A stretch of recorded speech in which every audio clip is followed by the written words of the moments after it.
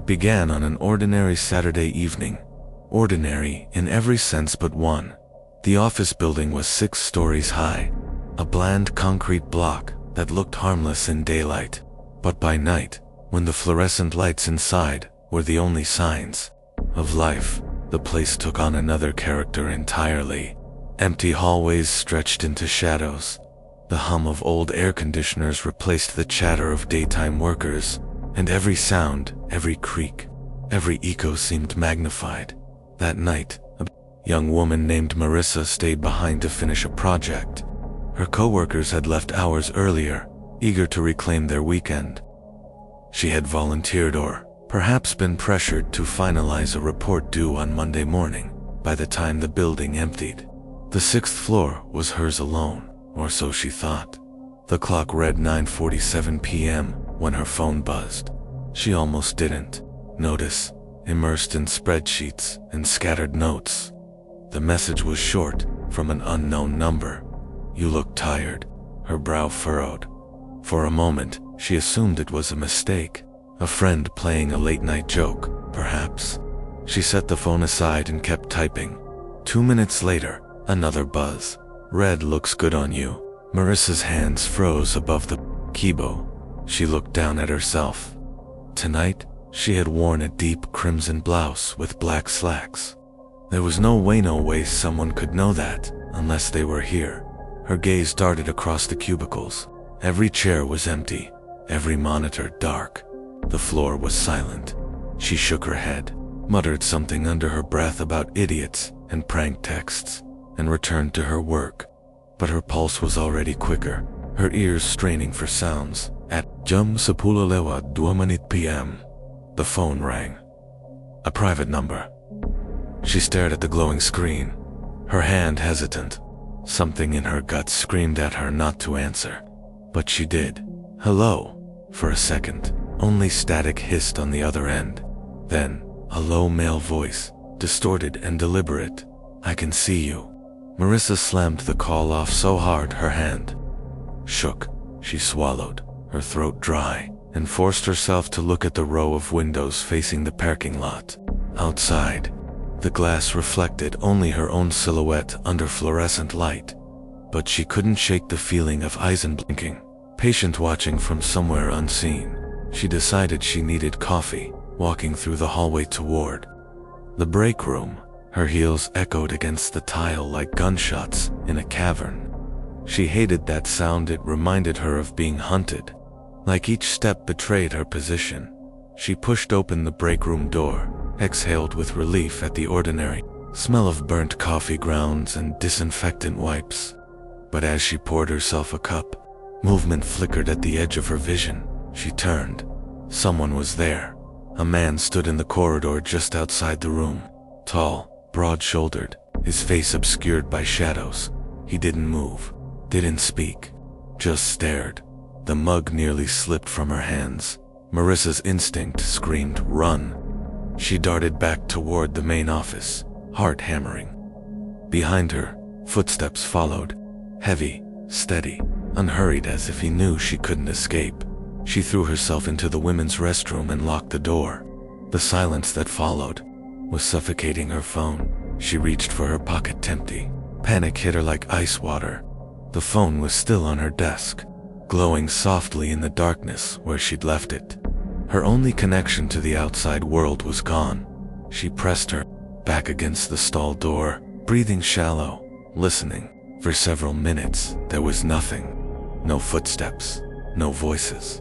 Just the sound of her own pulse thudding in her ears. And then, tap. A soft knock against the restroom door.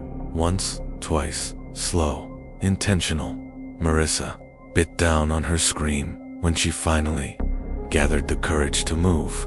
She crept out and hurried toward her cubicle. Maybe she could grab her phone, call for help, and lock herself somewhere safer. But as she stepped back into the office, the sight froze her blood. He was already there, sitting in her chair, waiting, her phone in his hand. The man smiled, a grotesque twist of lips that looked more like a mask than human expression. Marissa spun to run, but he was faster. His arm shot out, grabbing her wrist with a grip like iron. She screamed, but the sound was swallowed by the vast emptiness of the floor. The struggle was brief, too brief. Darkness consumed her. When she opened her eyes, the ceiling was unfamiliar. Bright, sterile lights, not the flickering glow of her office. The antiseptic smell hit her next, followed by the beeping rhythm of machines. She was in a hospital bed. 2 police officers stood at her side. One leaned forward, his expression grim. "You're safe now," he said softly. "But you were lucky, very lucky." Her throat burned when she tried to speak. Finally, she managed. Who was he? The officer exchanged a glance with his partner before answering. A thief. Professional. This wasn't random. He disabled several cameras in the building before targeting your floor. He stole a hard drive and a master set of keys. We believe he'd studied the building for weeks. Marissa's body went cold. All those messages, the phone calls, the way he knew where she was, none of it was improvisation. It was a plan, a trap she had walked straight into. The officer's voice lowered.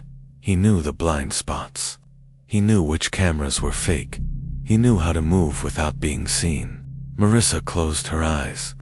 The memory of his smile seared into her mind. She had thought she was alone on the 6th floor, but she never truly was. And that was only the beginning. Because the thing about predators, once they find prey, they rarely stop with just one attempt. Hospitals are supposed to feel safe. White walls, locked doors, people in uniforms who know what to do when disaster strikes. But for Marissa, the hospital was only another cage, bright instead of dark, crowded instead of empty, but still up. Caged out every time the fluorescent lights flickered overhead, her stomach clenched. Every time footsteps echoed outside her room, she held her breath. She couldn't stop expecting him to appear again, leaning in the doorway, smiling, holding something of hers in his hand. The nurses told her she had a mild concussion, some bruised ribs, a fractured wrist. Nothing life-threatening. "You'll recover quickly," they said. But they didn't see the shadows that followed her when she closed her eyes. They didn't hear the static that seemed to hiss from every dark corner at night. The police tried to reassure her. "He wasn't after you," Detective Harris had said. He was middle-aged, with tired eyes, and a voice that carried the weight of too many similar cases. "You were just in the wrong place at the wrong time." His goal was the hard drive. That's what he came for. But that didn't soothe her. If he wasn't after her, then why had he taunted her? Why had he messaged her, described her clothes, her desk, her every movement? Why had he looked at her like a spider, admiring the web it had spun around a fly? No, she didn't believe it had been impersonal. Marissa stayed in the hospital for days. Enough time for the bruises to bloom across her skin, and enough time for nightmares to root themselves in her sleep.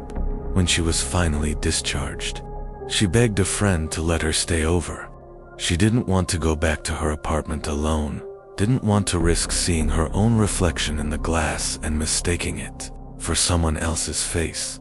But on her second night away from the hospital, something happened that convinced her. This was far from over. It was just after 1 a.m. Her friend, a nurse, had already gone to bed. Marissa sat on the couch, unable to sleep, scrolling absently through her phone. She had changed her number since the incident, new SIM card, new account. The detective had insisted it was a precaution, and still, her phone buzzed. Unknown number. Her chest tightened. She opened the message. "Hospitals are too bright, don't you think? I liked you better in the dark." Her hands went numb. The phone slipped from her fingers and thudded against the carpet. The police had said he couldn't contact her. They had promised. The phone was secure, her new number unlisted, so how did he know? The next morning, she went straight to the precinct. Her voice shook as she told Detective Harris about the message. He frowned, rubbed his temples, and asked to see the phone. But the message was gone, deleted. No trace in her inbox. No log in her call history. "It's stress," he said gently. You've been through something traumatic. It's normal to see things, imagine things. I didn't imagine it, she snapped. Her voice broke halfway through. I saw the words, I read them, but the detective's eyes were sympathetic. In the same way a doctor's eyes are when telling a patient, the pain is only in their head. They didn't believe her. No one did. Weeks passed. She tried to return to work, but every time she set foot in the office building, her stomach turned to stone. The 6th floor had been scrubbed clean of her belongings, the desk reassigned, the break room unchanged. But the echoes of that night clung to the walls. Sometimes she swore she smelled him there, cigarette smoke and something metallic, like rust or blood. Sometimes she thought she heard his footsteps in the hallway when she stayed late. She stopped working overtime altogether. She left at 5 sharp, no matter what. But fear doesn't need an office to thrive. One night in early autumn, Marissa returned to her apartment for the first time since the attack. Her friend had convinced her it was time, that she couldn't avoid her own life forever. The place was exactly as she had left it. Dishes in the sink, curtains half drawn, the faint smell of lavender from an old candle. She tried to settle in, made tea, turned on the TV, left every light blazing, and then, as she set the mug on the coffee table, she noticed something she couldn't ignore. On the counter, beside her keys, sat a photograph. It hadn't been there before. It was a picture of her, taken from outside her apartment window. She was sitting on that very couch, holding her tea, frozen mid-sip. The photo was still warm, as if it had been developed only minutes before. Her scream carried into the night, but by the time neighbors came to check, the hallway outside her door was empty. No sign of anyone. The police came again. They searched the building, reviewed the cameras. Nothing. No intruder. No evidence. But Marissa knew he was back. And this time, he wasn't interested in a hard drive or a set of keys. This time, it was only her. From then on, every day felt like a countdown. She never knew when he would appear, or where. He had taken something from her that night on the 6th floor, something no detective, no friend, no locked door could restore. He had taken her certainty that she was ever truly alone, and with every passing hour, she was certain of one thing: the hunt wasn't over. Not yet. The weeks that followed were not measured in days anymore. For Marissa, time became a sequence of sleepless nights, flickering shadows, and glances over her shoulder. Her apartment no longer felt like hers. Every sound carried weight: the creak of old pipes, the hum of the refrigerator, the shuffle of neighbors moving upstairs. Any of those sounds could be him. She double-locked her door. She taped black construction paper over the windows so no one could look in. She bought a white noise machine to drown out silence. Still, none of it helped, because she knew the truth. He had been inside before. He could get inside again. The police stopped taking her calls seriously. They logged her complaints but offered no solutions. Without fingerprints, without witnesses, without camera footage, there was nothing to investigate. You need rest, they told her. Counseling, maybe. A safe house, if you're really worried. But she had seen the photograph on her counter. She had felt the warmth of the paper between her fingers. That wasn't paranoia. That was proof. So she started keeping a journal, documenting everything.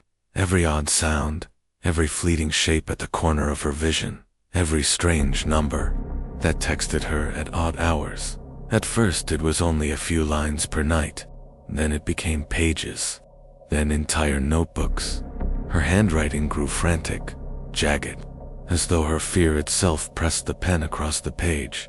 It was on the 50th page that she wrote something that even she struggled to accept. I saw him standing at the foot of my bed.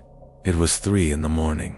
She had awakened to a presence, that uncanny heaviness that presses down before your eyes open. When she did, the shadows seemed thicker, shaped into a man's outline. He didn't move, didn't speak, just watched. Her scream ripped through her throat, but the lights flicked on by themselves, and there was nothing there. No broken locks. No open doors. Still, she wrote it down, because she knew her friends tried to intervene. One of them, Emily, stayed the night to keep her company. They ordered pizza, watched mindless sitcoms, tried to recapture a sense of normalcy.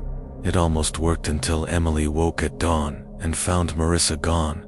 She discovered her in the stairwell, barefoot, clutching her phone, her pupils wide with terror. He called.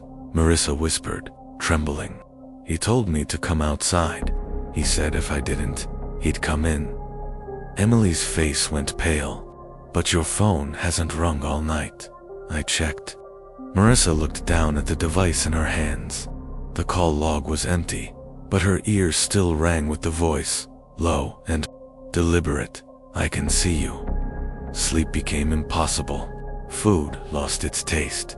She was unraveling, and she knew it.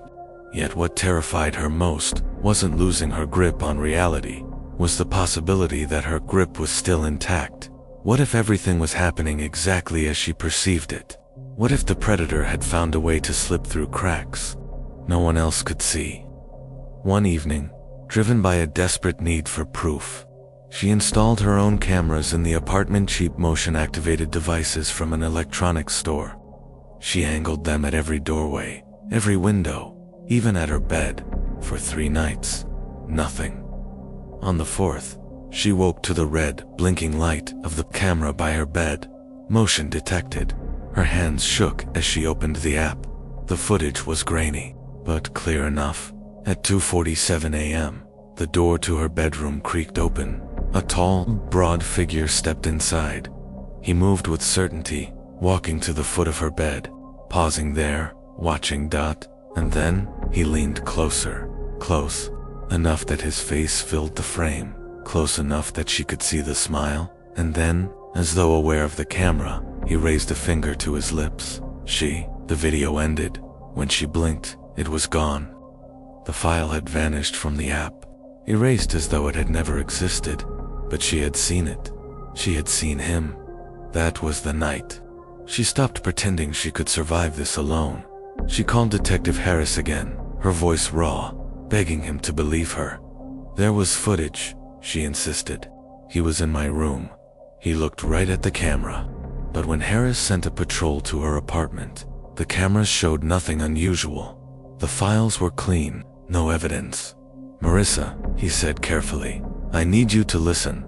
The man who attacked you is in custody.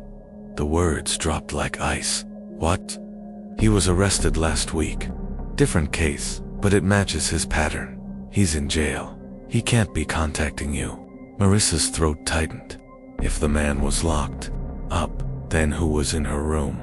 Who had taken the photo? Who had been watching her all along? Unless it hadn't been just one man. Unless it was more than one, or worse. Unless it was someone else entirely. From that moment, she realized something she had never admitted to herself.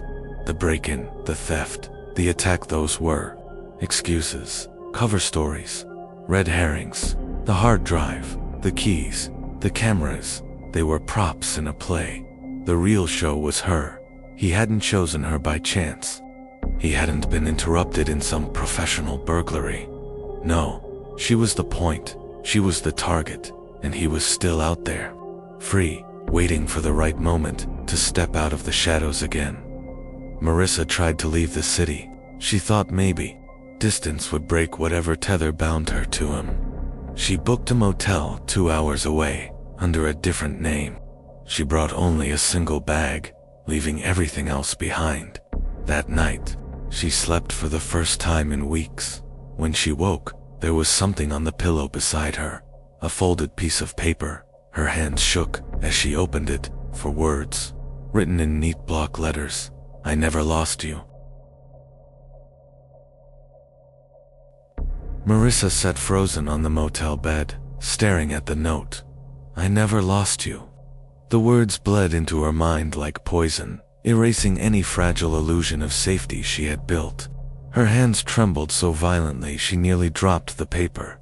She looked around the room, beige walls, faded carpet, the weak hum of the air conditioner, and realized the truth.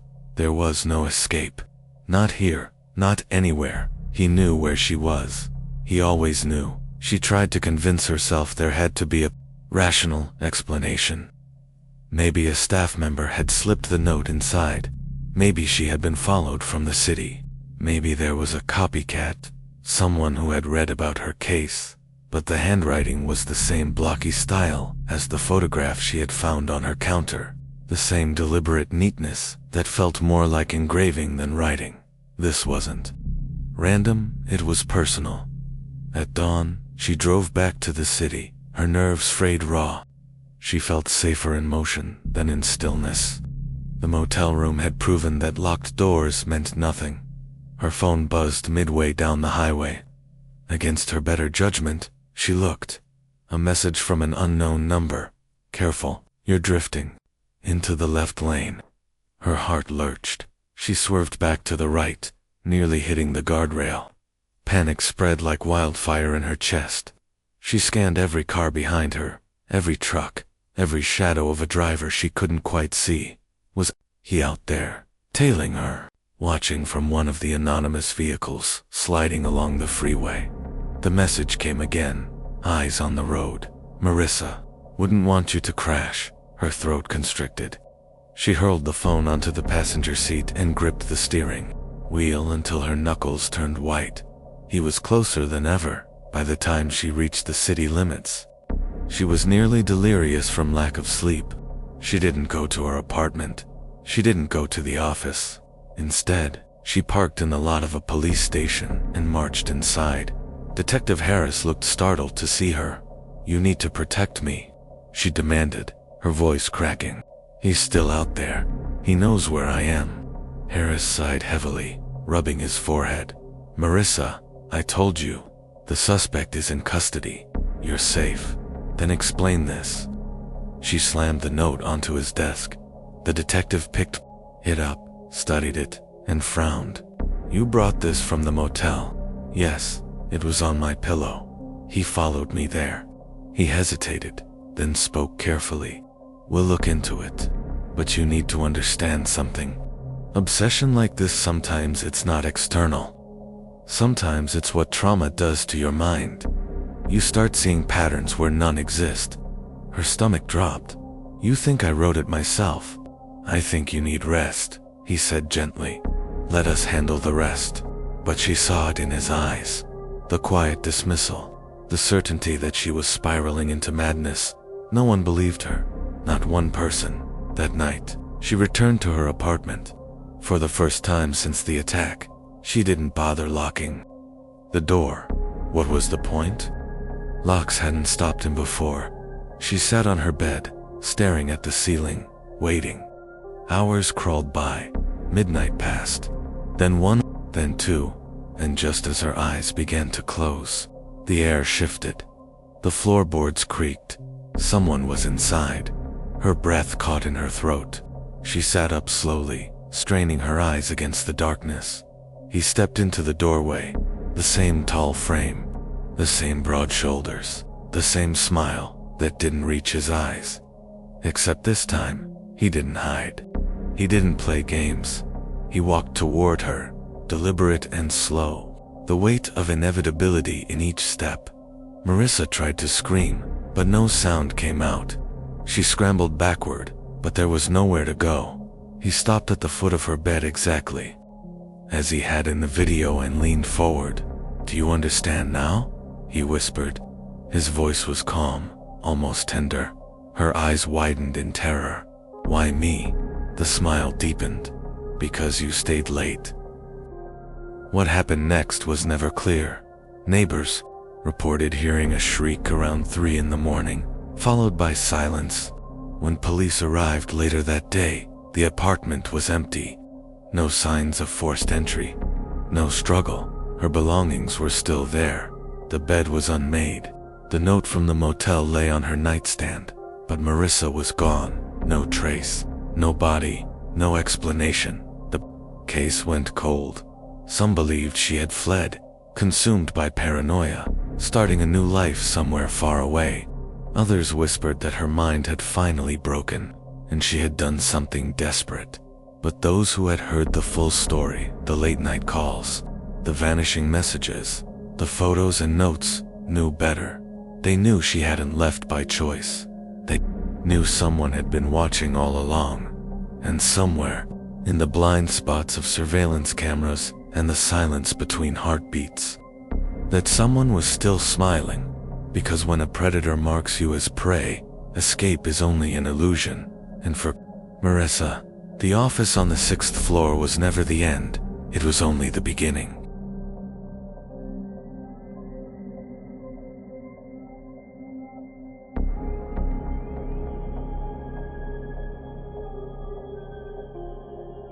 Night shifts have a way of breaking down the mind.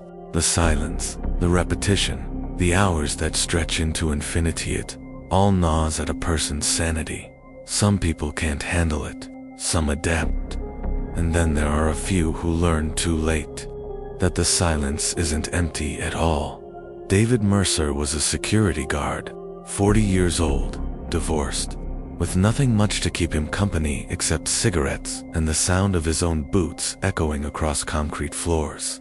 The warehouse he guarded was massive, a cavernous structure on the edge of town where pallets of electronics and appliances sat stacked like tombstones. His job was simple: monitor the cameras, patrol every 2 hours, and make sure no one came in or out after dark.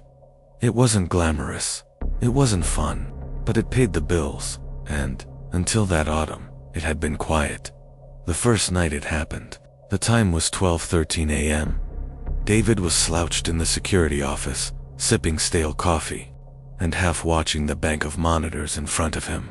Rows of grainy feeds showed empty aisles, shuttered loading docks, and the wide parking lot beyond. At first, he thought it was a trick of the camera. In the northeast corner of the lot, just within the glow of a flickering floodlight, a figure stood, motionless, tall, thin, draped in a black cloak that stirred faintly in the wind, and on his face a white mask, stretched into a silent scream. David leaned forward, frowning. He tapped the side of the monitor, as if that would clear the image. But the figure didn't vanish. It only tilted its head slightly upward, until it seemed to stare straight into the camera. Straight at him. David cursed under his breath, grabbed the flashlight from the desk, and headed toward the back exit. The night air was cold and sharp, filled with the smell of wet asphalt. His boots crunched as he crossed the loading area, scanning the shadows. "Hey," he barked into the darkness. "Private property. You need to leave." But there was nothing, no movement, no sound except the low whine of the wind across the lot. When he reached the corner where the figure had been, he found only empty concrete, no cloak, no mask, no footprints. He swept the flashlight across the area again and again, but the beam revealed nothing except the thick silence of night. Uneasy, he returned to the office and froze, because the figure was back on the screen, standing in the exact same place. This time, it lifted one hand and waved Node. Slowly. Mockingly. David's throat tightened. He jabbed the radio, his voice tight. "Control, this is Mercer. I need a patrol car dispatched to the Eastgate warehouse. Possible trespasser." The dispatcher's voice crackled back. "Copy that, Mercer. Patrol car en route. ETA, 15 minutes. 15 minutes. He tried to steady himself, eyes glued to the screen. The figure never moved, never blinked, never lowered its hand. It was as if time itself had paused around it. But the longer David stared, the stronger the sense grew that the mask wasn't a mask at all, that the hollow eyes staring back at him weren't plastic, that the scream frozen across its face wasn't silence, but waiting. The police arrived. They combed the lot, shining flashlights, checking every corner. Nothing, no footprints, no evidence. The officer in charge, a young man barely out of training, gave David a half smile. Probably some kid screwing with you. Urban legends and all that. YouTube prank stuff. David didn't answer. His eyes stayed fixed on the monitor. Empty now, but he knew what he'd seen. The next night, he told himself it had been a hallucination. Maybe he'd dozed off. Maybe stress had played tricks on his mind. But deep down, he knew better. Because just after midnight, the figure returned, standing in the same spot, watching. Only this time, it didn't just wave. It raised both hands, slowly and clapped a soundless mockery. But the gesture chilled David to his core, like applause, like approval, as if the game had only just begun. David stopped patrolling after that. He locked himself in the office, chain-smoked cigarettes, and prayed for dawn. But dawn always came too slow. The figure appeared night after night, sometimes outside, sometimes in the aisles between pallets, sometimes at the loading dock doors. Always just far enough to avoid detail. Always framed in the glow of a camera, and always staring directly at him. He stopped reporting it. The police had already made up their minds. He didn't need their disbelief again. But on the fourth night, something changed. When David arrived for his shift, he found a plain envelope waiting on his desk. No address, no markings. Inside was a photograph of him, sitting in the security office, cigarette in hand, eyes fixed on the monitors. The angle was impossible. It had been taken from outside the office window, except the blinds were always drawn, always. His hands shook as he turned the photo over. Scrawled in black ink were 3 words, "I see you." He lasted 3 more nights. 3 nights of cameras filled with masks and cloaks. 3 nights of notes slid under the office door. 3 nights of taunting silence. By the end, David Mercer wasn't the same man anymore. The last thing his supervisor found on the desk after David quit without notice was his security log. The final entry, written in jagged, shaking letters, read, "He's not outside anymore. He's here." The warehouse didn't stay quiet for long after David Mercer disappeared. For 2 nights, the building sat empty, its cameras flickering over aisles of untouched pallets. Then management hired a replacement guard, a man named Ethan Blake, 32, ex-military confident. The kind of man who laughed off ghost stories. On his first shift, Ethan found the desk drawer, still half open. Inside, crumpled cigarette butts, a rusted lighter, and the abandoned logbook. He skimmed through Mercer's notes, raising an eyebrow at the last frantic scrawl. "He's not outside anymore. He's here." Ethan smirked, muttering, "Nutcase." He closed the book and went about his rounds. At 12 a.m. sharp, the northeast floodlight flickered, and there it was again. A figure, cloaked, masked, motionless. Ethan froze, his military instincts kicking in. He leaned closer to the monitor, narrowing his eyes. "Some punk in a costume," he muttered. Unlike David, Ethan didn't hesitate. He grabbed his flashlight, radio, and service baton before heading out the back door. His boots hit the pavement. Hard, purposeful. The lot stretched out before him in pale arcs of light, empty. But on the camera inside the office, the figure hadn't moved. Still framed in the glow. Still watching. Ethan circled the spot twice. Nothing. No footprints. No sound. But when he turned back toward the building, a chill rippled through him, because now the figure stood at the loading dock door, closer, waiting. Ethan swore and ran forward, baton raised. But when he reached the door, nothing, just shadows, and the rattle of chains. That should have been enough for Ethan to reconsider. But men like him didn't back down easily. He finished his shift, returned the next night, and the next. Each time, the masked figure appeared. Each time, it moved closer. Sometimes on camera, sometimes out of the corner of his eye, just past the reach of his flashlight beam. On the 7th night, Ethan woke from a nap in the office to the sound of faint tapping at first. He thought it was dripping water, but then it grew louder, sharper. When he turned, he realized the sound wasn't coming from the walls or ceiling, it was coming from the window. The blinds were shut tight, but the tapping persisted. Tap, tap, tap. He swallowed, approached slowly, and with one swift motion, pulled the blinds. And there it was. The mask, pressed against the glass, mouth frozen in a scream, eyes hollow, black, endless.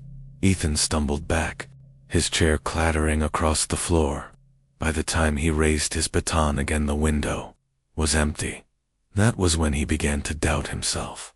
The figure wasn't just outside anymore. It was following him in the aisles, standing at the end of hallways, reflected in the shine of polished appliances. And the notes started. Crumpled scraps left on the desk. In his locker, even slipped into his lunch bag. I like the new one. You're stronger. Let's see how long you last. Closer now. Ethan tried to shrug it off, told himself it was management hazing him, or maybe Mercer had staged it all before walking away. But deep down, he knew this wasn't a prank. This was a game. The breaking point came on his 10th shift, 2:00 a.m.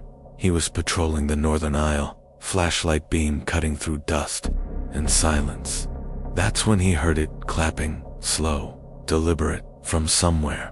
Deep in the aisles, Ethan's pulse spiked. He spun in a full circle, flashlight sweeping across pallets and shrink-wrapped boxers. Nothing, but the clapping continued, closer, and then just ahead, the figure emerged. The cloak dragged across the concrete. The mask gleamed pale in the dark, and its long, bony hands came together once more. Clap. The sound echoed unnaturally loud, bouncing off the metal walls, crawling beneath Ethan's skin. Stay back, he shouted, baton raised, voice breaking. The figure didn't move. It only tilted its head. Then another clap, and the floodlights overhead began to shatter, one by one, down the aisle. Boom, boom, boom, boom. Glass rained down, sparks hissed, and with each explosion, the figure came closer, step by step, until the final light burst above Ethan, leaving him in choking darkness. The next morning, Ethan's supervisor found the warehouse empty. The monitors showed only static. The office chair lay overturned, and on the desk sat a single mask, white, frozen in a scream. But inside, written in black ink, were 2 words: your turn. And that was the last guard the company ever hired. Today, the warehouse still stands, shuttered, abandoned.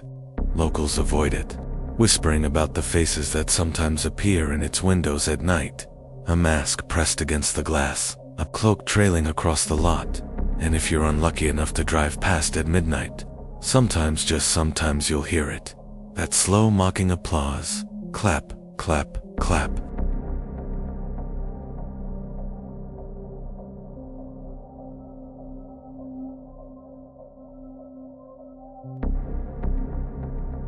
It started as a weekend escape for friends Lena, Marcus, Jordan, and Claire rented a remote cabin deep in the pine forests of northern Maine.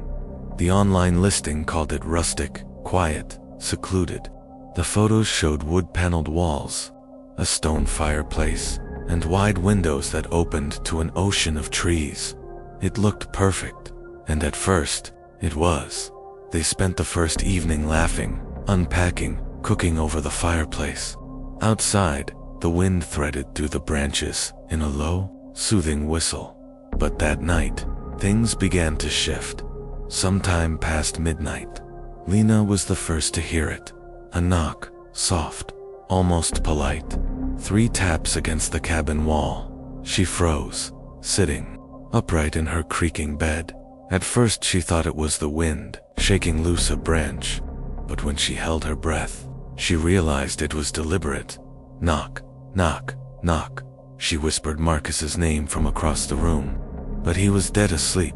She stayed awake until dawn, staring at the wall, waiting for another sound. It never came. The next night, Jordan heard something too, not knocking this time, whistling. It drifted through the open window of the living room, low and wavering, as if someone were standing just beyond the tree line. He turned off the TV, listening closer.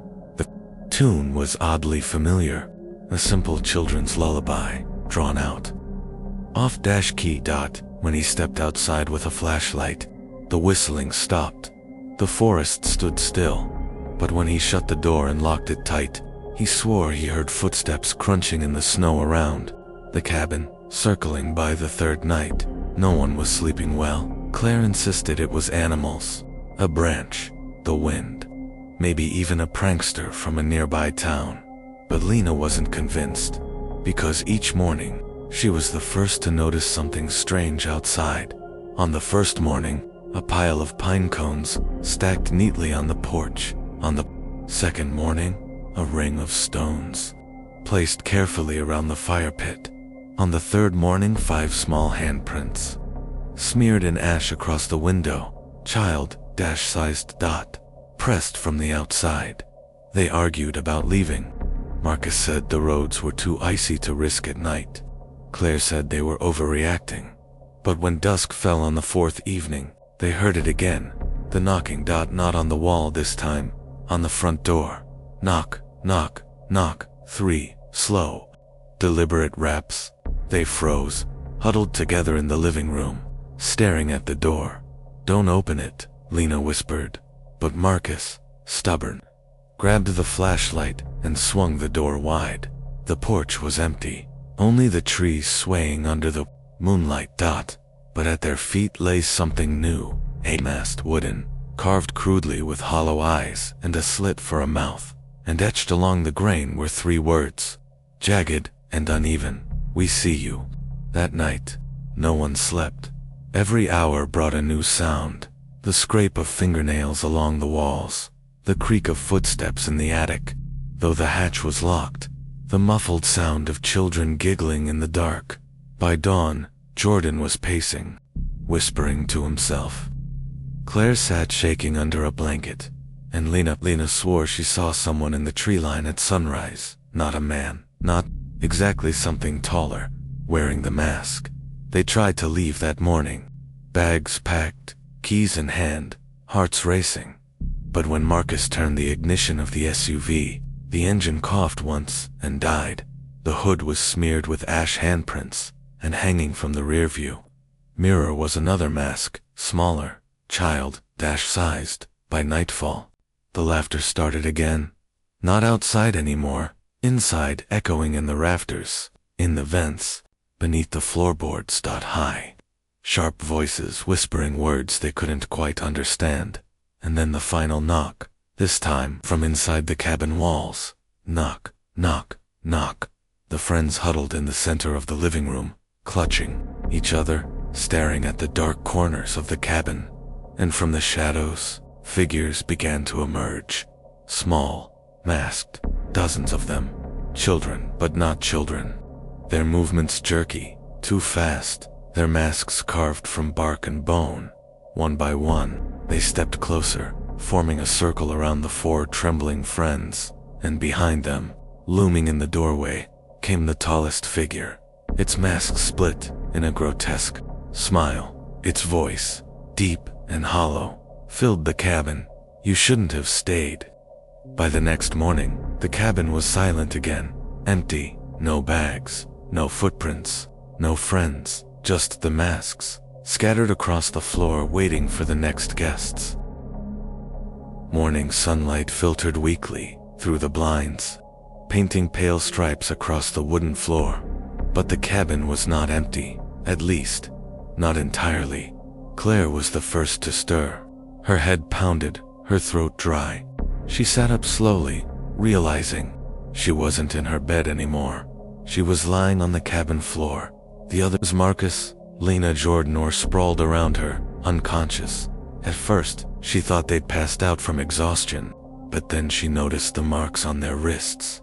Dark bands, bruises, as if they'd been tied down. Her heart hammered. She shook Lena awake, whispering frantically. But Lena's eyes fluttered open, unfocused, pupils blown wide as if she were drugged. And then Claire saw it. On the wall, smeared in black ash, and something darker. Words, scrawled in uneven letters across the wooden panels. 1 stays, 3 go. Marcus groaned, clutching his head. What the hell happened? Jordan was already on his feet, stumbling toward the door. It wouldn't budge. The locks were sealed, the windows nailed shut. Somewhere above them, from the attic, came the sound of dragging feet. Slow, heavy. Claire's breath caught. We need to leave, now. But the dragging grew louder, and then something dropped from the ceiling. Not a body, a mask. It hit the floor with a hollow thud and rolled toward them, coming to rest at Claire's feet. This one wasn't wooden. It was made of something softer. Skin. The group scrambled. Marcus grabbed the fire poker, swinging wildly at the shadows, but the laughter returned. Not distant this time, not muffled. It was inside the room. Children's voices, dozens of them, whispering, chanting, overlapping in a cacophony that made Claire's ears ring. 1 stays, 3 go. 1 stays, 3 go. And then they appeared again. The small figures, masked, huddled in the corners, crawling out from beneath the furniture, dropping down from the rafters. Dozens of them, surrounding the group. Their masks were all different pine bark, bone-stitched fabric, each one grinning. Marcus roared and charged, swinging the poker. One mask shattered into splinters, but beneath, it wasn't a face. It was blackness, a hollow void where a child's head should have been. The figure kept moving, jerking unnaturally, giggling in a voice that wasn't human. Claire clutched Lena's arm. Don't look at them. Don't.